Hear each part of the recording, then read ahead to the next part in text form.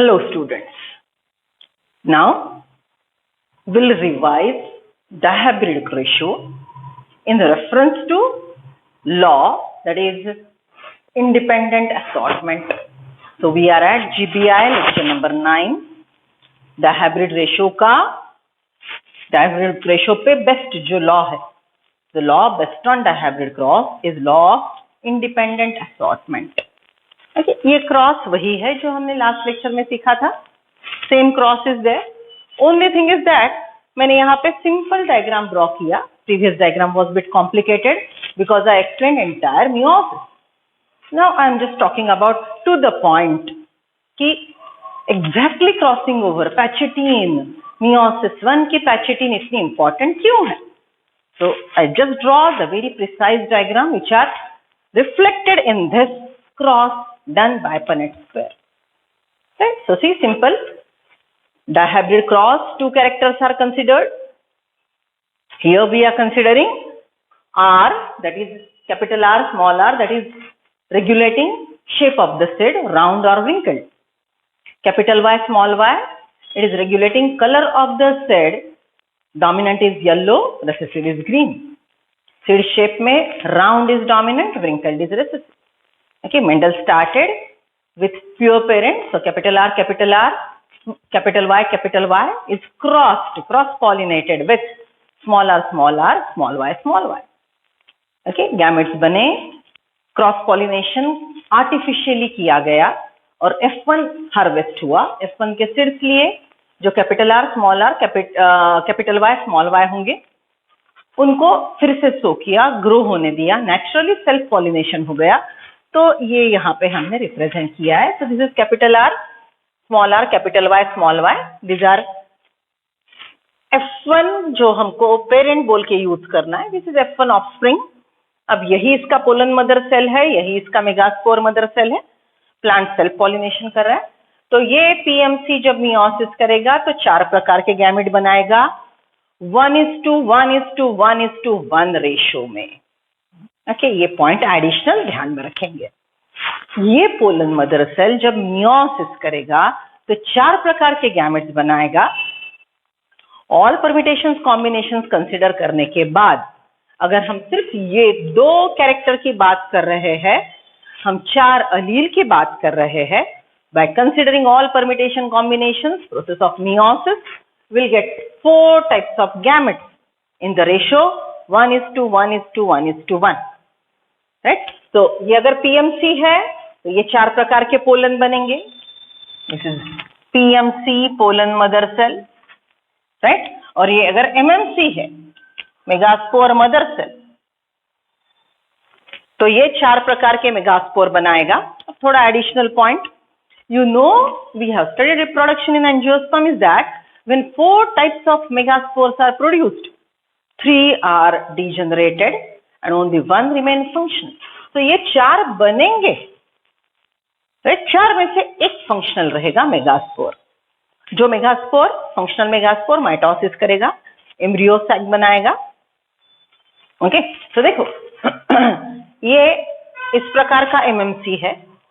ये प्लांट पे समझ लो 100 फ्लावर्स है. 100 फ्लावर में कितने स्टेमन होंगे? फेबेसी फैमिली है, डायडल्फस कंडीशन है. एक फ्लावर में 10 स्टेमन होते हैं. ऐसे भी क्वेश्चन पूछे जाएंगे. Okay. So what I said, this is a plant, this is a plant. What is the genotype? Capital R, small r, capital Y, small y produces 100 bisexual flowers. Right. How many pollens will be produced? How many types of pollens will be produced? And what would be the ratio of the pollen grain? Question समझ रहे हो ना? लिख लो, चलो लिख लो.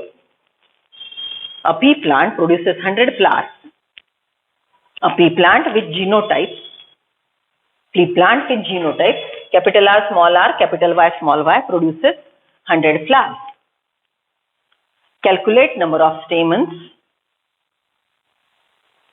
number of carpels.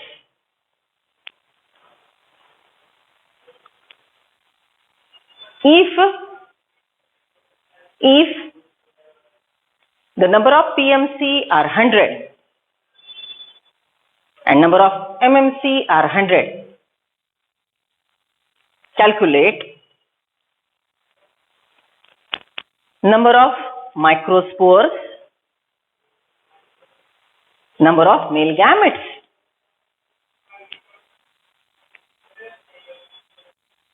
Comma, number of functional megaspores and number of eggs. Please solve. Okay, सिर्फ देखो chapters related है, सेम प्रोसेस यहाँ पे हम सीख रहे हैं, बराबर? ओके, चलो सोचो, 2 मिनट सोचो, अच्छे से सिस्टमैटिकली सॉल्व करो. Is it done?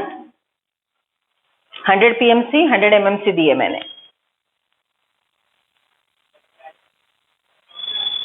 Let us solve. सी, अगर आपके पास 100 PMC है, अगर आपके पास 100 PMC है तो ऑब्वियसली आपके पास 400 पोलन बनेंगे, माइक्रोस्पोर.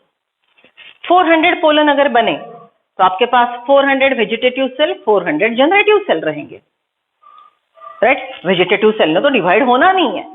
अब जनरेटिव सेल डिवाइड होंगे 400, right? So it will give you 400 generative cell and 400 generative cell will give you 800 male gametes. तो ये प्लांट 800 मेल गैमेट्स देगा. ओके, रही बात स्टेमन की, जितने फ्लावर्स है multiplied by 10 will be the number of stamens. Okay, जितने फ्लावर्स है मल्टीप्लाइड बाय 1 उतने कार्पेल. ओके, अब देखो अगर नंबर मिसमैच हो रहा है, मैंने यहाँ पे 100 PMC बोले, अगर नंबर ज्यादा हो रहा है तो इसको हम 1000 PMC भी कर सकते हैं. ठीक है, समझ लो 1000 PMC है तो 4000 पोलन बनेंगे, 4000 जनरेटिव सेल मिलेंगे और 8000 मेल गैमेट्स बनेंगे. सब लोग प्लीज कैलकुलेशन देख लो, इस पे भी MCQ आ सकता है, डिफिकल्ट लेवल का. Okay, as I said, genetics is like physics. Okay, 2-3 lesson, 2-4 formula, ये समझ के चलना बेटा. That's why it is difficult. It's not only रट्टा plus understanding. Formula learn होने चाहिए, apply करते आने चाहिए, 2-3 चैप्टर में रिलेशन होना चाहिए. Not very factual. Please समझ के चलो. Right, चलो. So ये हो गई पोलन की बात. अगर अब 100 MMC है, अगर 100 MMC है तो हमको मिलेंगे 400 मेगास्पोर, 4 प्रकार के, बराबर? अगर 400 मेगास्पोर मिले तो उसमें से 100 ही फंक्शनल रहेंगे, 300 मर जाएंगे. अब अच्छे से सुनो, you get 400 megaspores of this type, 400 megaspores of this type, and it will undergo random degeneration of megaspores. Okay, और रैंडमली, जैसे मैथ्स में आप प्रोबेबिलिटी पॉसिबिलिटी सीखते हो, रैंडम की अगर हम बात करेंगे तो ऑन एन एवरेज ये जो फंक्शनल मेगास्पोर रहेंगे ये 1:1 रेशो में रहेंगे. ओके, ये 100 जो बच्चे हैं, 100 में से 25 ऐसे रहेंगे, 25 ऐसे रहेंगे, 25 ऐसे रहेंगे, 25 ऐसे रहेंगे. ऐसा नेचुरल प्रोसेस. ओके, मैथ्स में भी आप प्रोबेबिलिटी सीखते हो, अलग अलग प्रॉब्लम सॉल्व करते हो, that there are 10 bulbs, among that 3 are fused. You go on picking the bulbs randomly. What is the probability that you are getting a fused bulb? Okay, 3 बार उठाया तो कितने बार फ्यूज बल्ब उठाओगे, 10 बार उठाया तो कितना. इसलिए कि चांस प्रोसेस, इसके पीछे लॉजिक है. ठीक है, अब मैथ्स हमको ज्यादा डील करना नहीं है, but here we need statistics in genetics.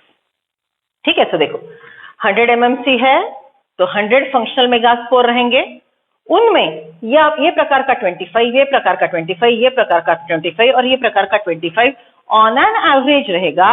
Very sure नहीं, it's a random ratio, but generally it is nearly 1:1:1:1.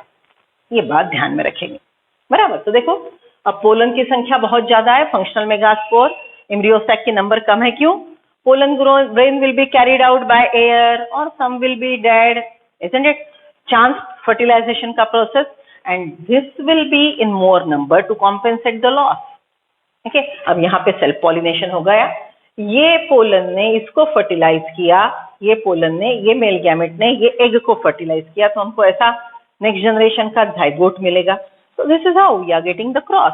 इसने इसको क्रॉस किया तो ये जाइगोट मिलेगा, इसको इसने किया तो ये, so that is what we have done it on the basis of Punnett square method, right. और फिर हमने ये जीनोटाइपिक रेशियो ये फेनोटाइपिक रेशियो अच्छे से डिस्कस किया।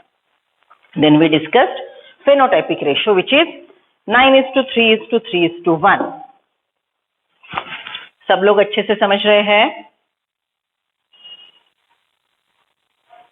ओके, अब देखो और एक बात फिर से रिपीट कर रही हूं। दिस वन, ये देखो ये डायगोनल, हाँ ये diagonal, right. This diagonal is completely pure plant. All which are present in this diagonal are completely pure plant. ये वाला, ये वाला, ये वाला, ये वाला, they are all homopure both character के लिए, right? अगर ये देखेंगे, ये diagonal, ये these are doubly heterozygous, बराबर। सो हमको लोकेशन वाइज समझना चाहिए। और मैंने बोला था ये पूरे और ये पूरे डबली डोमिनेंट, सॉरी ये पूरे और ये पूरे, ये दोनों भी डोमिनेंट कैरेक्टर एक्सप्रेस करने वाले रहेंगे। ओके, तो इसको हमने कैलकुलेट किया, देखो 1 2 3 4 5 6 7, राइट। ओके, सो ये राउंड येलो में से 7 यहीं पे है, बराबर। ये 8वां और ये 9वां, right. So you are getting round yellow 9 ना, तो उनका लोकेशन 1 2 3 4 5 6 7, राइट। देन 8 और 9, बराबर। देन 3 कहां पे है देख लो। एनसीईआरटी में उन्होंने अच्छे से कलरफुल ड्रॉ किया है। देखिए, ये 9 वाले के लिए अलग कलर है, लाइट पिंक, इनके लिए है डार्क पिंक, इनके लिए है लाइट ग्रीन, ओके, और इनके लिए है और एक colour. So colour code will clearly give you the position, बराबर। चलो अब जीनोटाइपिक रेशियो देखते हैं। सी, जीनोटाइपिक रेशियो में 1 is doubly dominant, this one, capital R capital R capital Y capital Y, ऐसे पूरे 16 में से सिर्फ एक ही है, सो दिस वन। देखो टोटल नंबर ऑफ ऑफस्प्रिंग्स, अगर ऑल पॉसिबल परमिटेशन कॉम्बिनेशन देखा जाए तो 16 होंगे, उसमें फेनोटाइप है 4, टोटल 16 में से फेनोटाइप है 4। What are that? Round yellow, round green, wrinkled yellow, wrinkled green, phenotype है 4।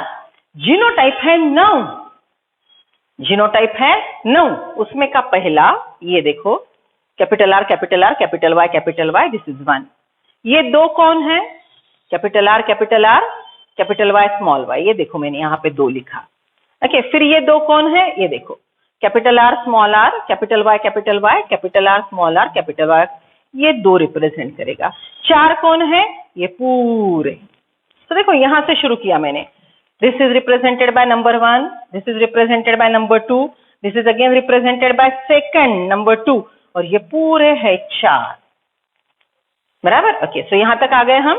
Now 1, this one, right, this one is capital R small Y, okay, ऐसा आपको एक ही मिलेगा ना, यहाँ पे एक है और यहाँ पे एक है, ओके, राइट। सो ये हमको ये 2 वाला मिलेगा, बराबर।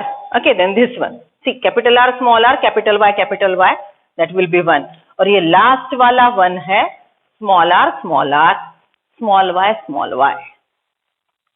तो इसमें और एक बात देखेंगे, ये बीच का 4 डबली हेट्रोजाइगस है, ये पहला 1 डबली होमोजाइगस है, ये अंत का 1 डबली रिसेसिव होमोजाइगस है, ये डबली डोमिनेंट होमोजाइगस है, ये वाला 1 डबली रिसेसिव होमोजाइगस है, बराबर, राइट। और एक बात, ये जो 2 नंबर रिप्रेजेंट किया है, ओके, हमने कैसे लर्न किया था याद है ना, 12 24 12 12 1, बराबर। तो इसमें भी ये 1 और 2 नंबर, इसका रूल आप थोड़ा देख सकते हो, एक के लिए हेट्रोजाइगस और एक के लिए होमोजाइगस, एक के लिए हेट्रोजाइगस और एक के लिए होमोजाइगस। इस प्रकार से ये नंबर रिप्रेजेंट होंगे। समझ रहे हो, राइट? तो ये रेशियो को हमको इस प्रकार से एनालाइज करना है। Understood, right? तो ये हो गया डायहाइब्रिड का revision in reference to genotypic ratio, बराबर। Now come to why we get all this gamete of 4 types and one more thing in 1:1:1:1 ratio. ऐसे क्यों मिलता है? चलो फिर से शुरुआत होते हैं। ये है ये पेरेंट, इनको हमने सेल्फिंग किया, बराबर। तो देखो ये प्लांट का ये प्लांट एक ही है, मतलब ये जो मैं बता रही हूँ क्रॉसिंग ओवर का प्रोसेस, ये पीएमसी एमएमसी में हो रहा है। क्रॉसिंग ओवर का प्रोसेस ये पीएमसी एमएमसी में हो रहा है, बराबर। तो ये सेल के अंदर मियोसिस शुरू हो गया, G1S G2 पूरी तैयारी हो गई, राइट। प्रो1 leptotene chromosome start coiling, zygote dyad start pairing, pectine dyad are visible as dyad, now pair of dyad, right? और pectine में ये प्रकार का क्रॉसिंग ओवर होगा, बराबर। तो देखो this one is dark, just imagine maternal chromosome, hollow paternal chromosome. मैंने यहाँ पे कैपिटल आर शेडेड के यहाँ लोकेट किया है, स्मॉल आर हॉलो के पास लोकेट किया है, बराबर। Random process of crossing over. फिर बार बार बताऊंगी, दिस डायग्राम इज ट्रिकी। ये डायग्राम मैंने ट्रिकफुली ड्रॉ किया। What I did, I kept capital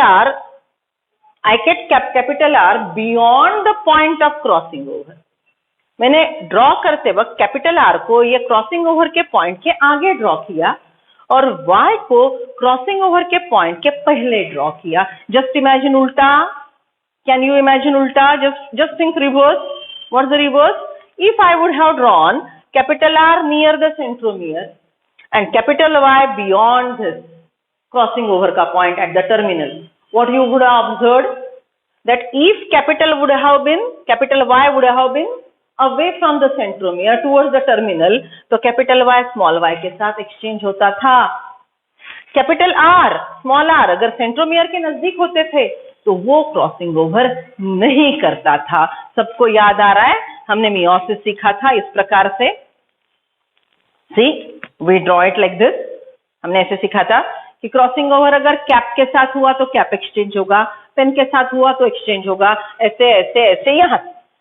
तो ये एंड से ये एंड तक जो जीन बैठे हैं क्रोमोसोम पे वो क्रॉसिंग ओवर करेंगे, लेकिन सेंट्रोमियर के नजदीक, मेरे शोल्डर्स के नजदीक जो जीन है वो क्रॉसिंग ओवर नहीं करेंगे। That is called linked genes. I'm just showing you that point. I'm trying to explain you this, that gene में रिकॉम्बिनेशन करवाना है कि नहीं, ये उसके क्रोमोसोम के लोकेशन पे अवलंबन है। If the genes are located near centromere,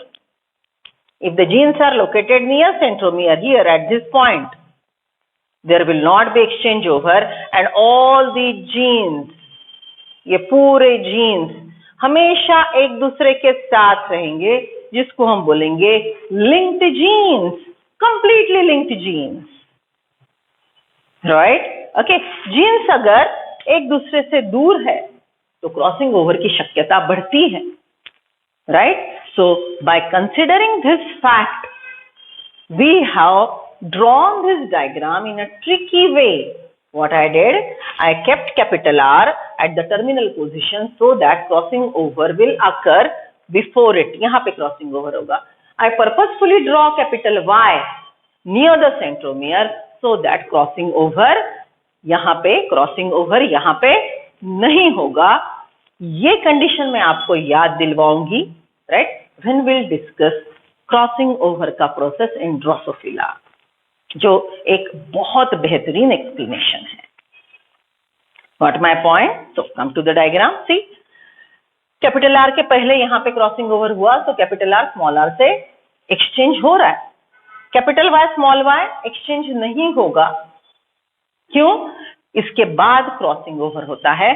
सो ये एंड में सिर्फ यहाँ पे क्रॉसिंग ओवर होगा, equal amount of genetic material exchange होगा। So this diagram is clearly indicating pachytene में क्रॉसिंग ओवर हुआ, equal amount of genetic material exchange हुआ, डिप्लोटीन डाइकाइनेसिस में रिपल्शन बनेगा, दूर हो जाएंगे, meta 1 ana 1 telo 1 anaphase meiosis 1 is complete. Meta 1, ana 1, telo 1, cytokinesis, meiosis 1 is complete. Cell will enter in meiosis 2. जो दो बेबी सेल्स बनेंगे वो meiosis 2 में जाएंगे और meiosis 2 के ana 2 में इसका सेंट्रोमियर लेंथ वाइज डिवाइड होगा.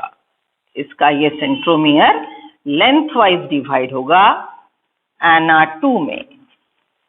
ओके, तो जब ये ana 2 में लेंथ वाइज डिवाइड होगा, प्लीज नोट डिप्लोटीन डायकाइनेसिस में नहीं डिवाइड हो रहा है, ana 2 में इसका सेंट्रोमियर लेंथ वाइज डिवाइड होगा.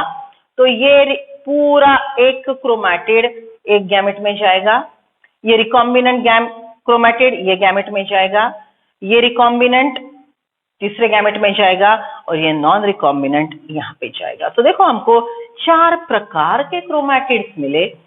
This is completely non recombinant parental type like father. This is recombinant, आधा maternal character, आधा paternal character. It is also recombinant, having combination of mother and father genes, and this will be completely non-recombinant, having genetic material of mother maternal origin. Okay, now listen carefully.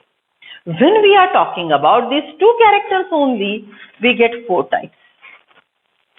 If we increase the number of characters, then the possibility of crossing over, recombination goes on increasing. So we'll get many more possible combinations. अगर हम एक character की बात करेंगे capital T small t, तो हमको 2 प्रकार के गैमेट मिलेंगे. अगर हम 2 कैरेक्टर 4 अलील की बात करेंगे तो हमको 4 कॉम्बिनेशन मिलेंगे, राइट? अगर हम 3 कैरेक्टर की 6 अलील की बात करेंगे तो हमको 8 प्रकार के गैमेट्स मिलेंगे, राइट?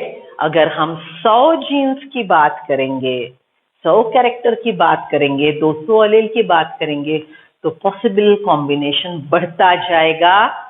होमोसैपियन में estimated what ever human genome project में हमने सीखेंगे, right?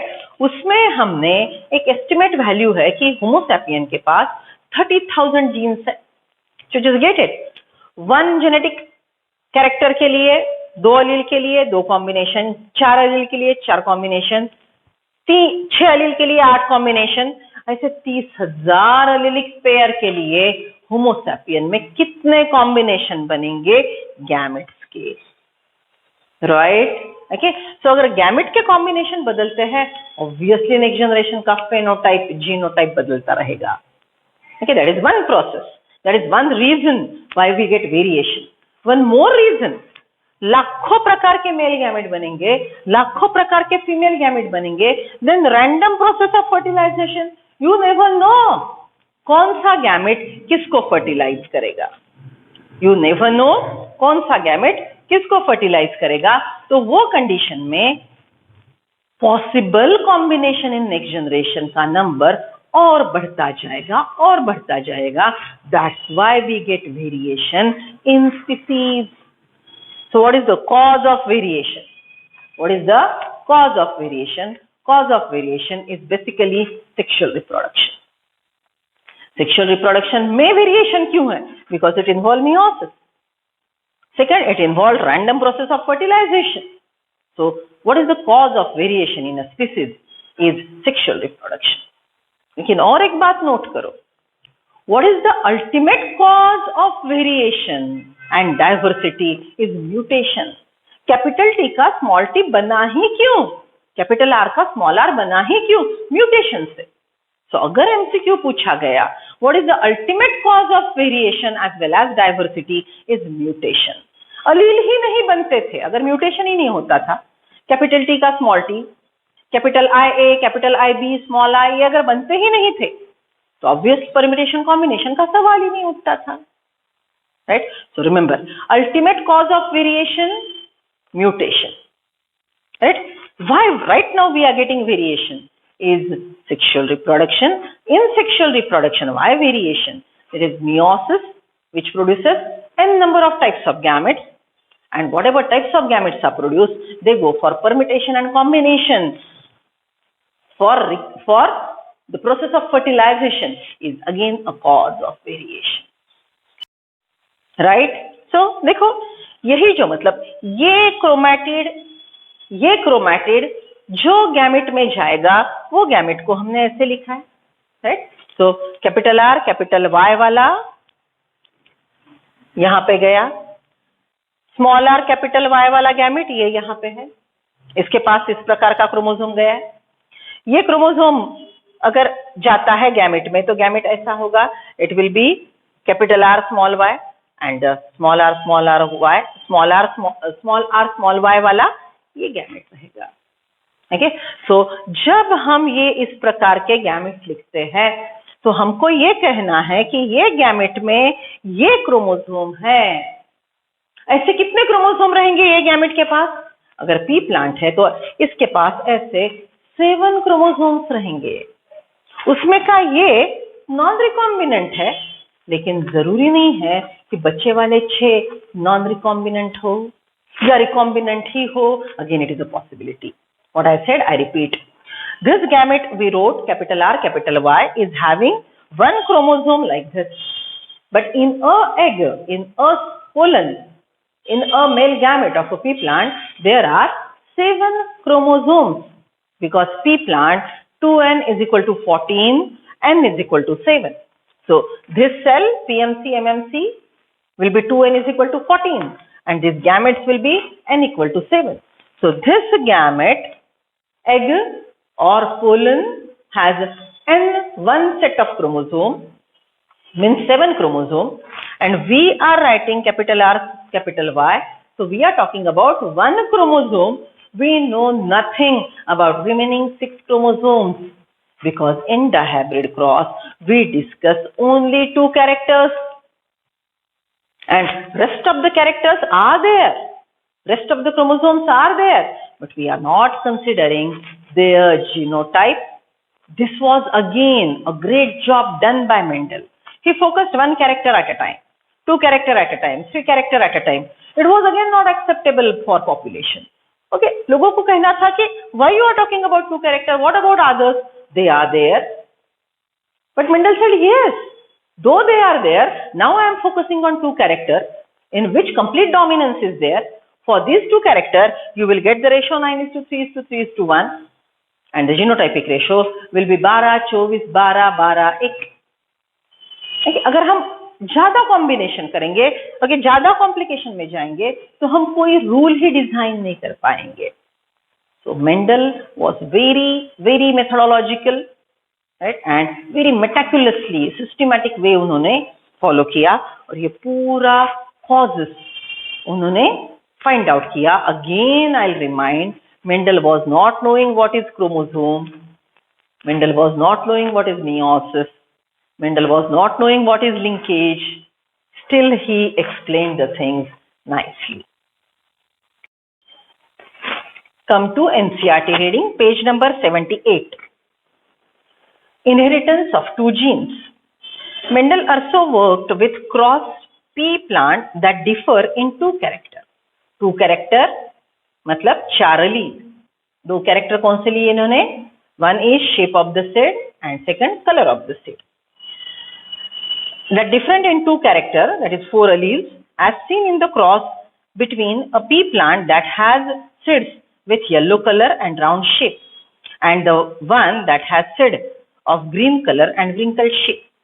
Mendel found that the seeds resulting from a crossing of the parent had yellow colored and round shaped seeds. F1 में हमेशा dominant character express होगा because pea plant shows complete dominance for all the 7 characters. Okay, चलो come to page number 79. P generation, parent देखो yellow round, दूसरा wrinkled green. Okay, gamete एक ही प्रकार का, as the parents are pure. Mendel always started experiments with pure plant. Gamete encircled, right, and F1 generation yellow round. But obviously it is expected to be doubly heterozygous, but still it is expressing only dominant character. All the F1 seeds are collected and selfed. बराबर. तो अब ये नीचे का जो cross बताया है वही क्रॉस हमारे बोर्ड पे है. ठीक है, see now. Mendel found that the seeds resulting from the crossing of the parent had yellow colored and round shaped. Here can you tell which of the character is the pair's yellow green color, round and wrinkle shape was dominant.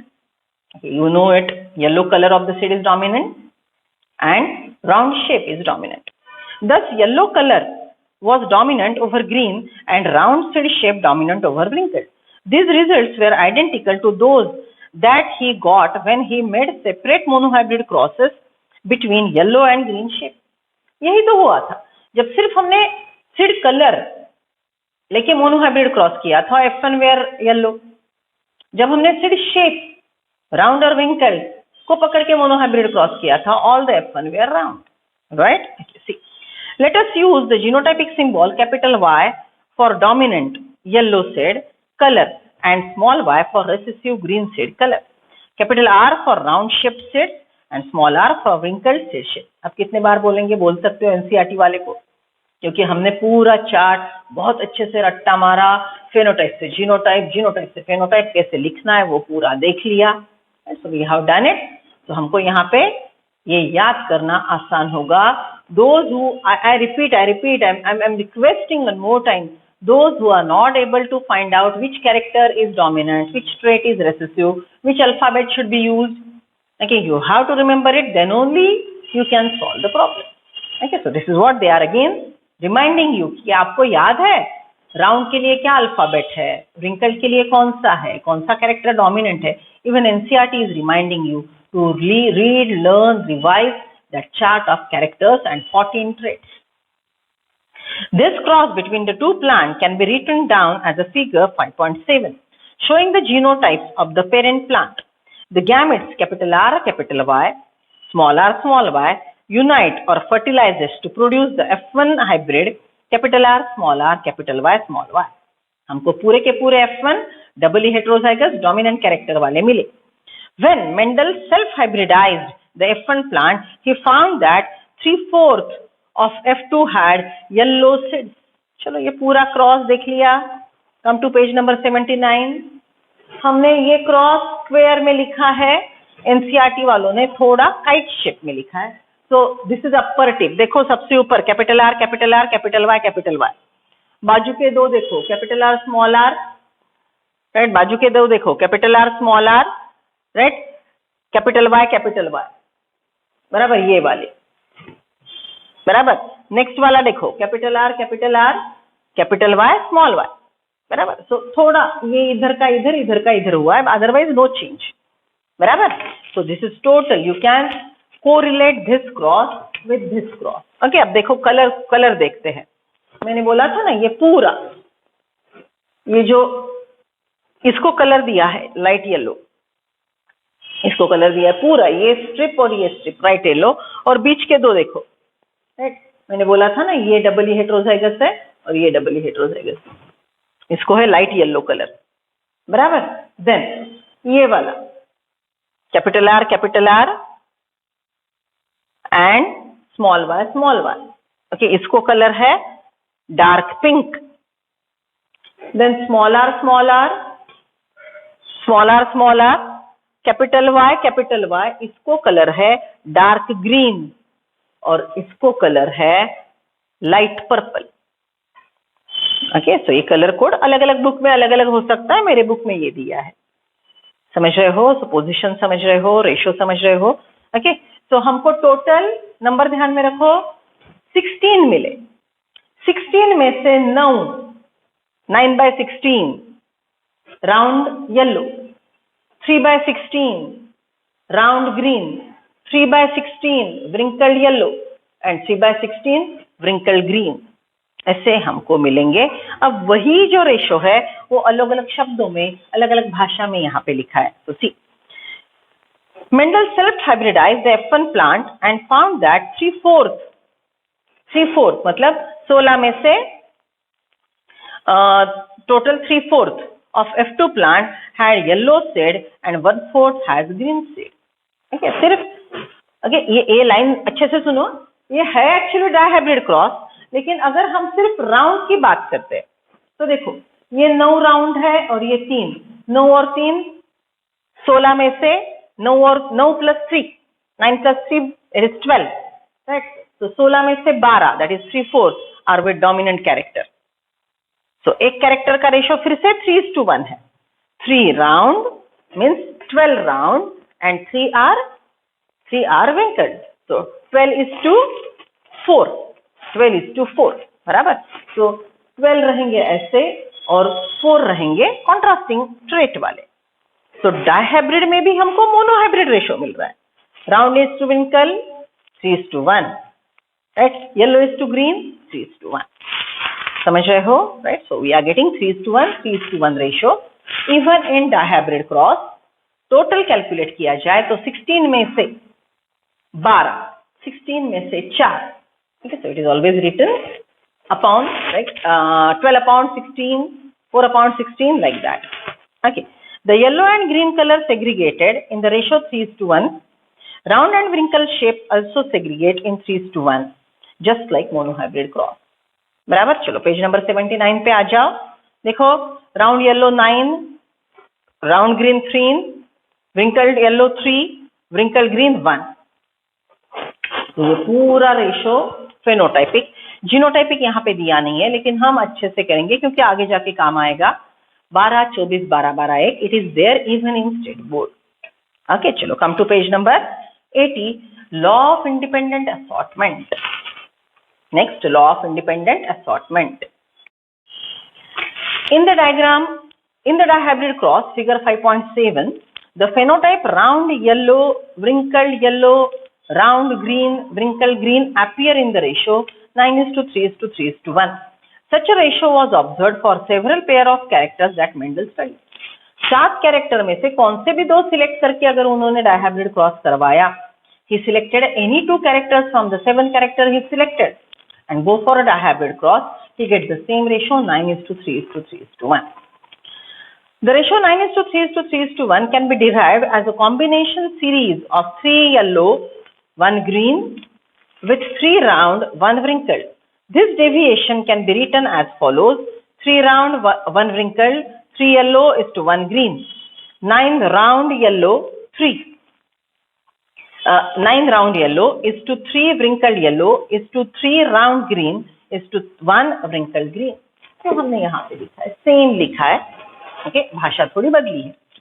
Based upon such observation of dihybrid crosses, cross between plant differing in 2 characters, 2 trait की जगह character शब्द योग्य होगा. Mendel proposed a second set of generalizations that we call Mendel's law of independent assortment. The law states that, please underline, ऐसे कैसे हमको रट्टा करना है. The law states that when 2 pair of traits are combined, 2 pair of trait, one pair is round wrinkled, ये एक pair हो गई. दूसरी pair green yellow, so 2 pair of contrasting trait, 4 allele. 2 pair of contrasting traits, 4 allele, 2 characters. ठीक है. यहाँ पे थोड़ा ध्यान देना, समझने के लिए दिक्कत नहीं है, गड़बड़ी में मिस्टेक हो सकता है. Mendel proposed second set of generalization. Wait a second.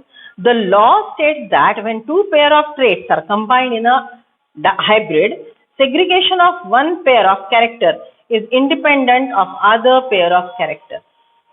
Okay. ये है सीड शेप, ये है सिडकेलर, बराबर. इसके 4 ट्रेट, बराबर. तो ये ट्रेट इसके साथ जा सकता है, ये ट्रेट इसके साथ, या ये इसके साथ, ये इसके साथ. कोई किसी को बांधा नहीं है. ठीक है. No 2 characters are linked because, why not link? देखो position, they are placed away from each other.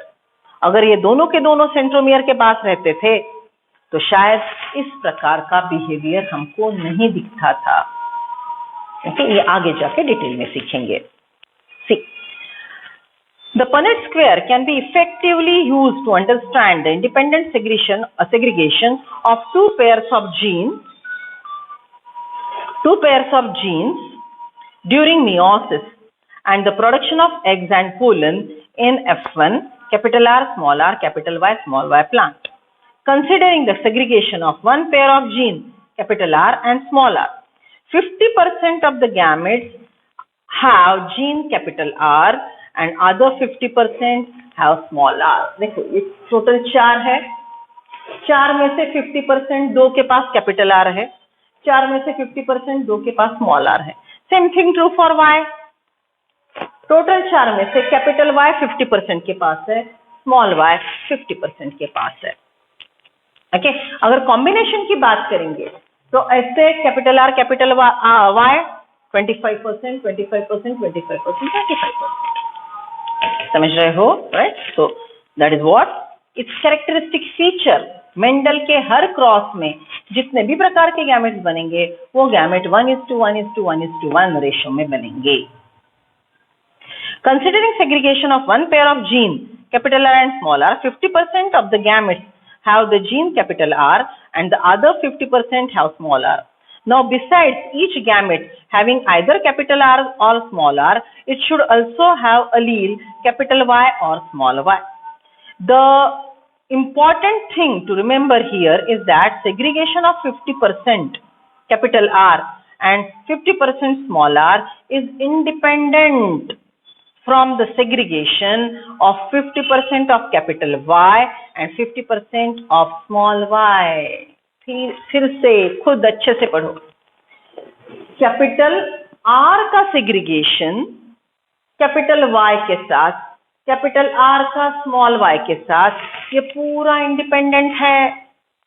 Capital R capital Y के साथ जा सकता है, कैपिटल R स्मॉल y के साथ जा सकता है, स्मॉल r कैपिटल Y के साथ जा सकता है, स्मॉल r स्मॉल y के साथ जा सकता है।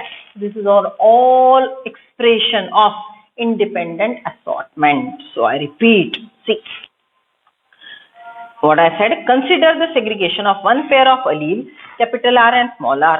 50% of the gamete have capital R and 50% have small r. तो कैपिटल R स्मॉल r को तो छोड़ के जाएगा ही मियोसिस में, बिकॉज सिस्टर क्रोमेटिड सेपरेट।